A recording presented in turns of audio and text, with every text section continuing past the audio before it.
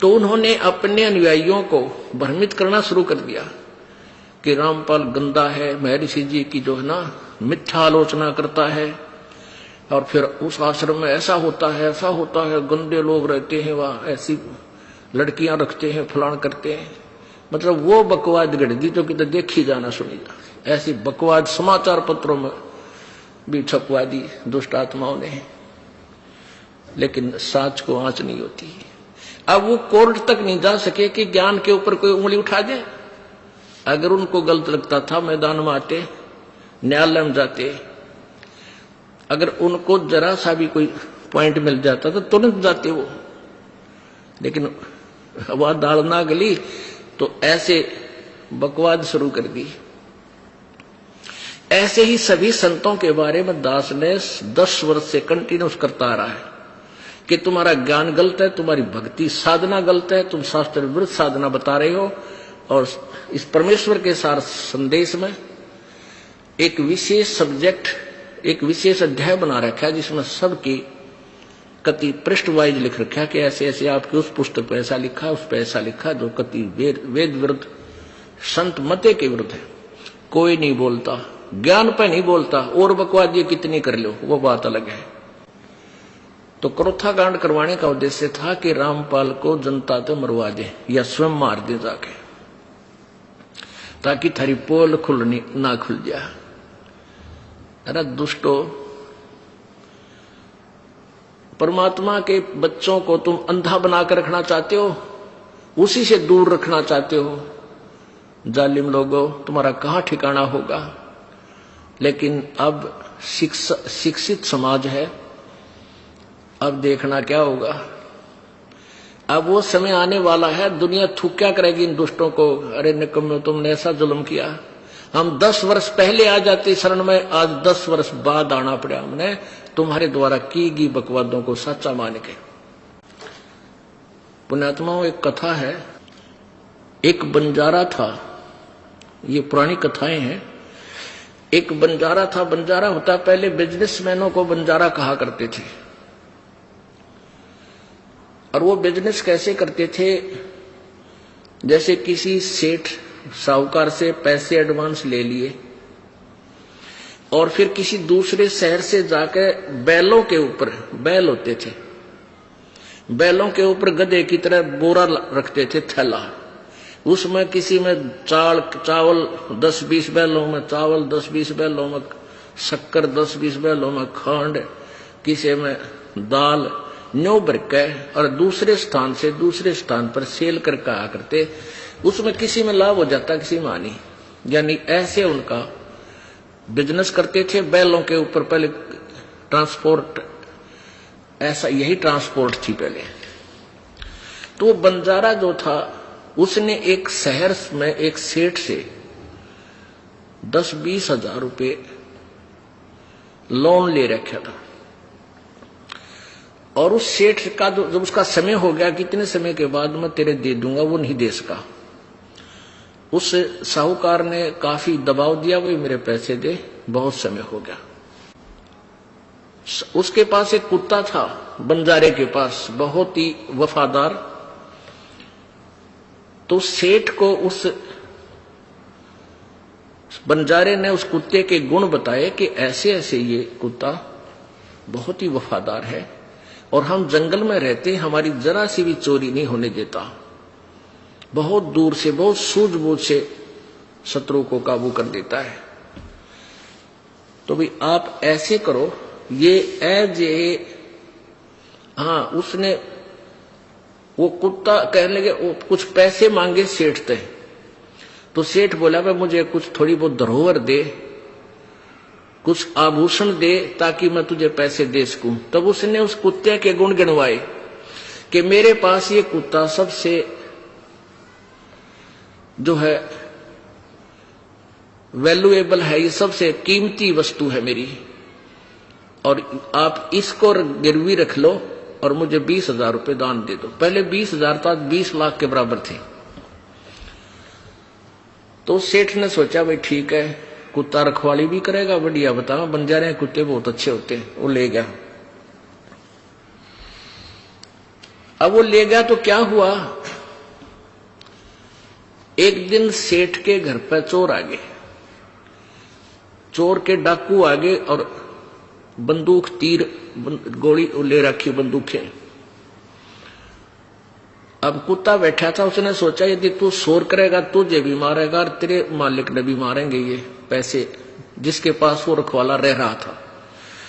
तो कुत्ता बोला नहीं, सोने का बहाना कर दिया। अब वो डाकू थे, पैसा काफी उठा के बहुत सारा पैसा लेकर चल पड़े। अब कुत्ता दूर से देखता रहा उनको, उसके पीछे पीछे चलता रहा। उन्होंने जाकर के एक वृक्ष के नीचे गड्ढा खोद कर उसमें दाब दिया, क्योंकि सूर्य उदय होने वाला था और वहां खूब ऐसे ही सूखा रेत डाल के ऐसा कर दिया जैसे यहां कुछ नहीं दाब रखा। उस स्थान को देखकर कुत्ता वापस आ गया। उधर से सेठ और वहां के लोग जागे, देखा कि बड़ा नुकसान हो गया सेठ का, तो कई लाख रुपए का नुकसान हो गया। सोना चांदी गहने पैसे बहुत ले गए लोग। तो बहुत हाहाकार मची, बहुत दुखी हो गए।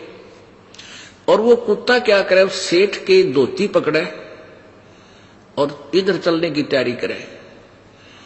अब सेठ ने सोचा ये लाड करे तेरे ते, उसकी ओर ध्यान नहीं दे, उधर से दुखी गना। तो एक बुद्धिमान व्यक्ति ने कहा इस कुत्ते की देखो ये क्या कहना चाहे। वो धोती पकड़कर आगे को चल पड़ा। तो वो सेठ बोले चलो तुम इसके पीछे पीछे। वो समझ गया तो आगे आगे चल गया। उसने जाकर के वो स्थान वहां खोदना शुरू किया पंजों से। तो बुद्धिमान लोगों ने वो खोदा तो सारा धन पा गया। अब वो सेठ बड़ा खुशी हुआ, अब भाई कमाल कर दिया। उस बंजारे ने जैसी महिमा बताई थी इस कुत्ते की, भाई ये तो वैसा ही मिला। आज मेरे को बहुत लाभ, कई लाख रुपए का नुकसान मेरा बचा दिया। तो उसने क्या किया, एक चिट्ठी बना दी बंजारे के नाम। उस पे लिख दिया कि भी तेरे कुत्ते ने आज मेरे को कई लाख रुपए का फायदा कर दिया और मैं तेरा 20,000 रुपए का जो कर्ज भी माफ करता हूं और तेरे कुत्ते को भी वापस देता हूं। और वो लिख कर सारा उसके गले में चिट्ठी बांध दी और कुत्ते को भेज दिया। कुत्ता समझ गया। वो जब बंजारे के पास आया तो उसने दूर से देखा कि कुत्ता आ गया। और पहले व्यक्ति अपने कारोबार में जुबान के पक्के हुआ करते और जुबान के पक्के होते थे तभी उनके सौदे आगे चलते रहते थे, उधार मिलता था। तो उस बंजारे ने सोचा ये कुत्ता आज मेरी बेइज्जती करा दी इसने और धोखा देकर उस सेठ को छोड़कर आ गया। और वो क्या सोचेगा कि उस बंजारे की सूझबूझ की चाल थी, इस कुत्ते को समझा कर भेज रखा था, तू बाज जाइए, इसने तो मेरी नाक काट दी। आओ देखा ना ताओ देखा, निकट से जब आ लिया तो उसके उठा के गोली मार दी, वो कुत्ता मार दिया। अब उस कुत्ते में उसका प्रेम बहुत था, मार भी दिया, लेकिन फिर उसके गले से निकट जाकर चिपट कर रोने लगा। उसके हाथ में वह पर्ची आ गई, उसमें जब उसको पढ़ा तो तेरा गजब हो, तूने तो गलत मार दिया, इसके गले में चिट्ठी तो पढ़ लेनी चाहिए थी, बाद में क्यों दंड देता। तो पुण्यात्माओं, प्रथम तो यह है कि परमात्मा जिसके साथ होता उसका कोई कुछ बिगाड़ नहीं सकता। और कोई दुर्बुद्धि व्यक्ति यहां तक कोशिश भी कर जाता तो ऐसे रोते जैसे बंजारा रोया था कुत्ते ने मार के, टक्कर मार मार कर रो रहा है वो बंजारा उनके वृक्षों के कि मैं जालिम आदमी हूं। ऐसे नेक प्राणी को मैंने बगैर सोचे समझे ऐसा कर दिया। तो ये दास, ये समाज ये देख लिए दास के चिट्ठी लेकर है परमात्मा की, ये सदग्रंथ सारे खोल कर परमात्मा के और इन सदग्रंथों में नोट कर रखे। गहरी नजर गीता में, गीता जी का पुनर्अनुवाद पढ़ कर देखो। कई ये कहते हैं ये नकली, ये आचार्य, ये झूठे कपटी दुनिया को भ्रमित करने के लिए यूं कहे भाई रामपाल बस संस्कृत नाती, वो के अनुवाद करेगा गीता जी का। तो हमारे भक्त एक बोला, अरे कमाल की बात है, देखना चाहिए है, संस्कृत ने आतिर अनुवाद कर दिया, इसी को तो करिश्मा कहते हैं, देख पढ़ के और बताओ इसमें कोई त्रुटि है तो तुम आचार्य बने फिरो थे। अब परमेश्वर कबीर जी को भी यही कहा करते, ये तो भाई कि ये तो अशिक्षित है, ये अक्षर ज्ञान नहीं जानता संस्कृत के बारे में, ये क्या जाने वेदों और गीता पुराण के बारे में। आज परमेश्वर ने 600 वर्ष पहले जो परमेश्वर कबीर जी ने जो वेदों और गीता और पुराणों का ज्ञान दिया था, आज वो सब वेदों और गीता और पुराणों से मेल खाता है। और इन नकलियों ने जो हमें दंत कथा सुनाई थी, वो सारा वेद विरुद्ध और पुराणों के विरुद्ध और गीता जी के विपरीत ज्ञान दे रखा था।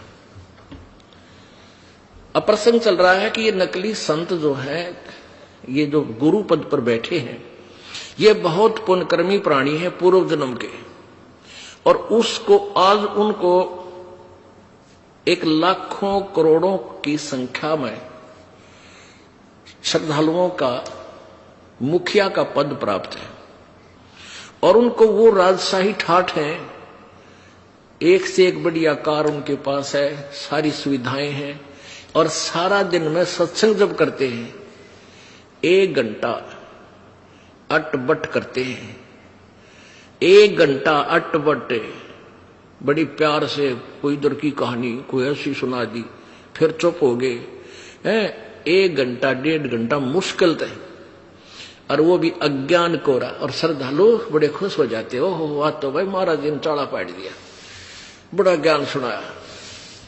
अब कहते हैं अंधे की बाँ गई अंधे ने मारे कौन बतावे, अंधे की बाँ अंधा गिरा। और इस दास ने यू गला भी कंडे में लिया, इस दास का 18 घंटे बोलना पड़ता है, 6 घंटे 7 घंटे सत्संग इस दास ने करना पड़ता है, ताकि ये अज्ञान हट सके, ये पुण्यात्मा अपने मालिक को पहचान सके। इस दास ने मजदूरी की है परमात्मा के आदेश से। आज सन 1994 से लेकर आज लगभग 16 वर्ष हो गए, 15 वर्ष हो गए, 16वां चल रहा है। और जिस दिन से ये दास के ऊपर ये भार आया है, उसी दिन से आज तक एक पल का सांस नहीं लिया है, क्योंकि इतनी मेहनत का कार्य है, इसकी इतनी मेहनत के बिना ये जनता तक पहुंच नहीं सकता। और अब तो इसका डूंडा उठ गया, एक तक कत्ती चारों तरफ तैल का माच लिया मालिक के ज्ञान का। ये पुस्तक भक्ति सौदागर को संदेश, ये जगह जगह बांटी जा रही है, बहुत ही कम कीमत में। कीमत भी इसलिए ले रहे हैं कि यदि हमने पहले फ्री देने की, बहुत फ्री बांटे, जैसे ये परमेश्वर का सार संदेश जो 100 रुपए से भी ऊपर हमें छप कर पड़ता था, गहरी नजर गीता में भी सैकड़ों रुपए में बनती थी, हम फ्री दिया करते ताकि समझ सके। लेकिन इतने ढीठ हो गए हम, फ्री की कोई वस्तु मिल जाए उसने कतई नहीं पड़ना, ये पल्ला गांठ ला रखी, और 10 रुपए खर्च हो जाए जरूर पड़ जाएगा ना, ये तो खर्च करेगा नहीं, करेगा तो पड़ेगा।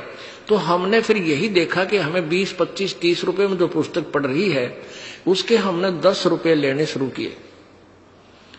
अब उसका इतना बेस्ट रिजल्ट आया है कि जो भी 10 रुपए खर्चा है पुण्यात्मा जरूर पड़ेगा। एक आधा नहीं पढ़ा तो उसका कोई बच्चा पढ़ लेता है, उसको समय नहीं मिलता है, और कोई और रिश्तेदार पढ़ लेता है, तो वो अब उस ज्ञान को समझ कर बिल्कुल क्लियर होकर आते हैं। हम पूछते हैं भाई कैसे कृपा हुई परमात्मा की आपके ऊपर यहां आने में, कैसे आए? कहेंगे जी आपकी वो पुस्तक पढ़ी भक्ति सौदागर को संदेश, कैसा ज्ञान लगा, ओहो ज्ञान क्या बस कमाल कर रखा है। ओहो हम 20 वर्ष राधा स्वामी पंथ में थे, कोई काम 30 वर्ष तक वंडले डोए, कुछ भी नहीं था वहां पे, कोई धन धन सतगुरु न रो रहा है कि तक कोई है उस हंसा देश वाला न रोया है कि देख खो दिया जीवन हमारा, कुछ भी नहीं था उनके पास। तो ये जो जितने लेट आवेंगे उतने पछतावेंगे और कोसेंगे उन दुष्टों को जिन्होंने इस दास के ऊपर इतने झूठे आरोप लगा दिए कि उन भोली आत्माओं को हमसे कोसों दूर कर दिया जिन्होंने ये लाभ उठाना था भगवान का। लेकिन ऐसी बात नहीं है, परमात्मा कच्चे नहीं है, अपने बच्चों को फिर ग्रहण करेंगे, कोई तरीका अपनाएंगे और बहुत ही स्पीड से परमात्मा का ज्ञान पूरे विश्व में